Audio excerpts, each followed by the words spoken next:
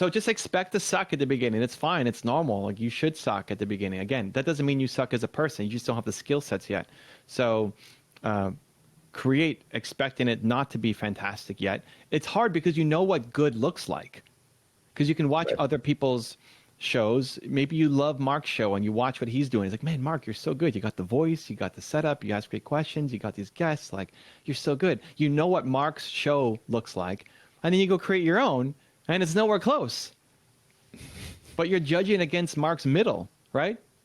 Not where he started. So just expect to suck at the beginning. And it's awesome. And reward yourself for putting out something that sucked, that you were afraid of. And then you just make tomorrow's better. It's not all about one video. Nobody really cares about episode 1, right? Make 2 and make 3 and make 4 and make 100 and make 200, right? You just keep going. I think until you get to 100 videos, like I would commit to making 100 videos. Don't judge yourself until you make 100 videos.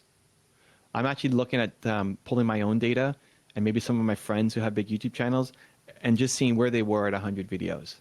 Like at 100, where were you?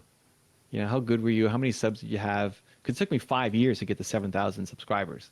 5 years of making videos. So just expect to suck at the start. The other thing I would say is always pay attention to what you have instead of what you don't have.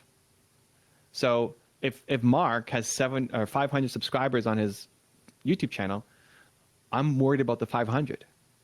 Like, I want to give the best, like, thank you for showing up. That's 500 people. Holy cow. Imagine if you were speaking in an audience and there were 500 people out there in the audience.